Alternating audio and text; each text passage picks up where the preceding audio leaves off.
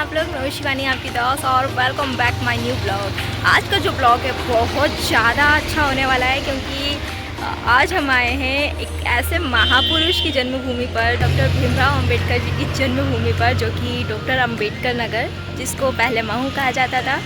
और अभी जो है हम जस्ट स्मारक के सामने खड़े हुए, बहुत ही भव्य स्मारक बनी हुई है। ये जो स्मारक है इससे पहले यहाँ पर उनका घर हुआ करता था, जहाँ पर उनका जन्म हुआ था। तो चलो अंदर चलकर पूरा आपको मैं विज़िट करवाती हूँ और एक एक चीज़ उनके बारे में बताती हूँ। चले। यहाँ पर जाने के लिए आप किसी भी व्हीकल का इस्तेमाल कर सकते हैं, बस, बाइक या फिर ट्रेन से भी आप जा सकते हैं यहाँ पर, या फिर ऑटो से भी जा सकते हैं। बाकी इसका अगर मैं डिस्टेंस बताऊं तो ये महू ज़िले के अंदर है और इंदौर से लगभग इसका डिस्टेंस है 23 किलोमीटर। और आप देख सकते हैं अभी हम स्मारक के जस्ट सामने पहुंच चुके हैं।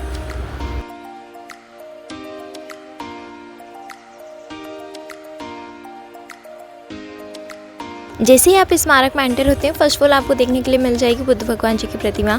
और यहाँ पर अभी कुछ लोग और भी आए हुए थे जो कि किसी संस्था से थे। यहाँ पर ना आपको सबसे पहले देखने के लिए मिल जाएगा सावित्रीबाई फुले जी का साहित्य केंद्र। और अभी हम एंट्री करवा लेते हैं यहाँ पर। तो अभी हमने जो है एंट्री वगैरह कर ली है और यहाँ से अब हम जाएंगे ऊपर पहले, तो फिर हम अंदर वाली साइड पे आपको दिखाते हैं। उनकी कलश में अस्थियाँ वगैरह रखी हुई है। तो अभी पहले ऊपर चल करके हम पहले पूरा देख लेते हैं, फिर चलते हैं नीचे की साइड में, ठीक है।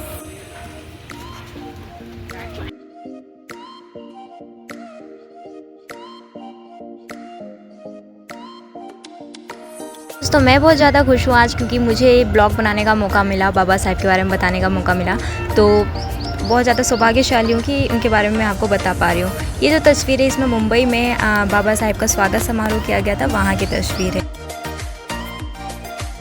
यहाँ पर बाबा साहब अम्बेडकर जी ने हिंदू कोड बिलों को वित्तकों के सामने प्रस्तुत वगैरह किया था और जो भी स्त्री और पुरुष है उनके समान अधिकार की यहाँ पर बात की थी। और ये जो पिक्चर है ये मुंबई में समता सैनिक दल जो है तो वहाँ की है पिक्चर, जिसमें बाबा साहब के साथ में उनकी फ़ोटो है। दोस्तों इस पिक्चर के अंदर उन सभी नेताओं की और उन सभी क्रांतिकारियों की फ़ोटो है जिन्होंने भारत देश के लिए, आज़ादी के लिए लड़ाई की थी। और यहाँ पर आप देख सकते हैं कि ये जो है लाल बहादुर शास्त्री जी, वल्लभ भाई पटेल जी, इस टाइप से मतलब फ़ोटो के अंदर है। और ये जो है 1956 में धम्म दीक्षा के अवसर पर बाबा साहेब और माई साहब, उन्होंने जब बौद्ध धर्म को अपनाया था उस टाइम की ये पिक्चर है, जिसमें बौद्ध धर्म अपनाते हुए उन्हें बताया गया था। और दोस्तों ये जो पिक्चर है 1932 की है। पूना पेट पर गांधी जी से चर्चा हुई थी, तो डॉक्टर बाबा साहेब अम्बेडकर जी और गांधी जी की दोनों की यहाँ पर चर्चा की गई थी। अब मैं आपको उधर बताती हूँ। यहाँ पर महार रेजिमेंट के सैनिकों के साथ में उनकी पिक्चर देखने के लिए आपको मिल जाएगी। बाबा साहेब के साथ में यहाँ पर आपको फर्स्ट उनकी पत्नी की तस्वीर भी देखने के लिए मिल जाएगी, रमाबाई जी की। और लंदन के अंदर बाबा साहेब ने दलितों के अधिकारों की बात की थी, उनकी मांग की थी, तो वो पिक्चर भी आपको देखने के लिए मिल जाएगी। और साथ ही में लोकसभा के अंदर हिंदू कोड बिल प्रस्तुत किया था, तो वो पिक्चर भी आपको यहाँ पर देखने के लिए नज़र आ जाएगी। तो इस टाइप से आपको स्मारक के अंदर बहुत सारी तस्वीरें देखने के लिए मिल जाएगी। लेकिन ये सिर्फ तस्वीरें नहीं, ये बाबा साहेब जी की जीवन कथा है, जिससे हमको बहुत सारी प्रेरणाएँ मिलती है। ये कोलंबिया यूनिवर्सिटी में जब वो पढ़ाई करते थे, LLD की उपाधि से सम्मानित किया गया था। और ये पिक्चर 1942 में इंदौर के कार्यकर्ताओं के साथ ली गई थी, तब की है। और आप लोगों को तो पता ही होगा दोस्तों कि हमारे देश के सबसे ज़्यादा शिक्षित इंसान, सबसे ज़्यादा पढ़े लिखे इंसान डॉक्टर भीमराव अंबेडकर जी ही थे, जिन्होंने लेखक, अर्थशास्त्री, राजनीति सबकी भूमिका निभाई है। और दोस्तों यहीं पर बुद्ध भगवान जी की भी प्रतिमा है, जिसमें बाबा साहेब हाथ जोड़कर उनके सामने खड़े हैं। तो चलो आपको मैं वो भी बताती हूँ। दोस्तों पता है बाबा साहेब ने हिंदू धर्म को त्याग दिया था और बौद्ध धर्म को अपनाया था। वो क्यों?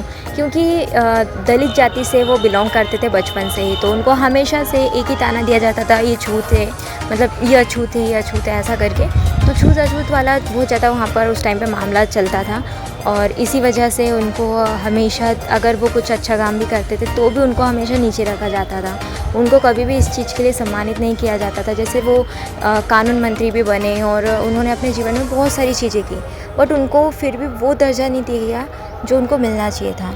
और देवी देवताओं और सारी चीज़ों को लेकर के उस टाइम पे बहुत ज़्यादा वो चीज़ें चलती थी। लेकिन बुद्ध धर्म एक ऐसा धर्म था जहाँ पर कभी भी किसी भी जाति से भेदभाव नहीं होता है और ना ही किसी भगवान को यहाँ पर पूजा जाता है। तो इसीलिए उनको बुद्ध धर्म ज़्यादा अच्छा लगा, इसलिए उन्होंने बुद्ध धर्म को अपनाया था और देहू बुद्ध विहार में बुद्ध भगवान जी की मूर्ति की स्थापना की थी।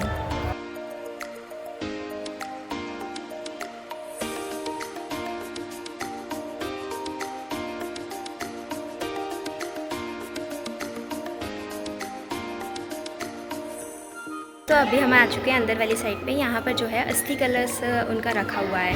तो पहले मैं आपको दिखा देती हूँ उनकी कुछ बचपन की तस्वीरें, मतलब कहाँ से कैसे क्या बड़े हुए हैं, उनके पिताजी और माताजी के बारे में मैं बता देती हूँ। बाकी फिर मैं आपको दिखाऊंगी उनका अस्थि कलश।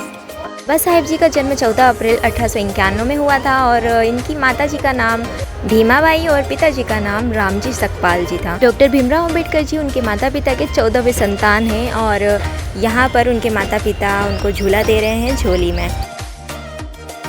हिंदू कोड बिल और पिछड़ी जातियों के आरक्षण संसद में रखने के मुद्दों पर नामंजूरी होने पर बाबा साहेब बहुत ज़्यादा दुखी हुए थे, जिस वजह से उन्होंने कानून मंत्री के पद से भी इस्तीफा दे दिया था। तो यार कुछ ऐसा था हमारे बाबा साहेब डॉक्टर भीमराव अंबेडकर जी। और बड़ौदा के महाराज के द्वारा उनको छात्रवृत्ति प्रदान की गई थी, जिस वजह से उन्होंने अपनी स्नातक की पढ़ाई जो थी वो पास की थी। 1991 में बाबा साहेब को भारत रत्न से नवाजा गया, लेकिन उनकी मृत्यु पहले ही हो चुकी थी। तो उनके जन्म के 100 साल बाद में उनको भारत रत्न मिला था।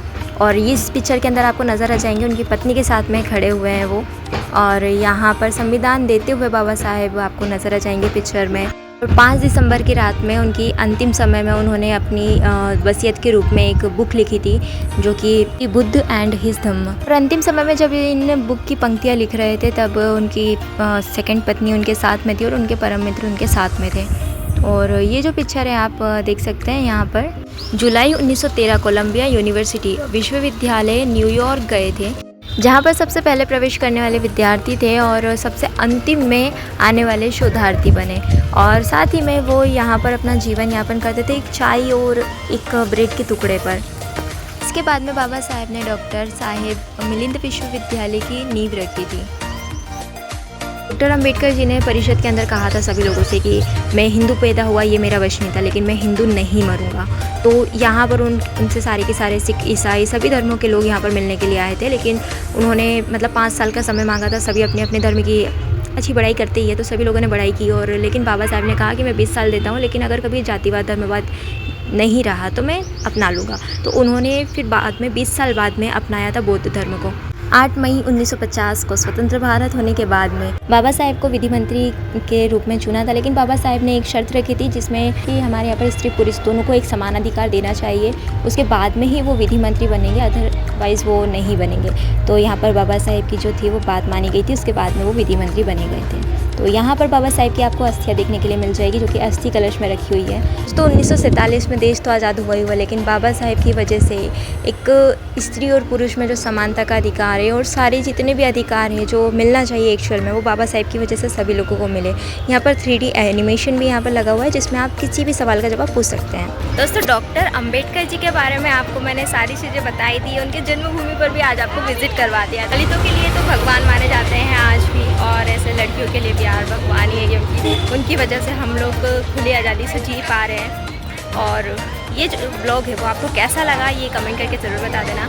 बाकी अब हम मिलते हैं ऐसे ही और ब्लॉग के साथ में नेक्स्ट वीडियो में। वीडियो आपको अच्छी लगी हो तो चैनल को सब्सक्राइब कर देना, वीडियो को लाइक कर देना। तो अभी के लिए टाटा बाय बाय, जय हिंद।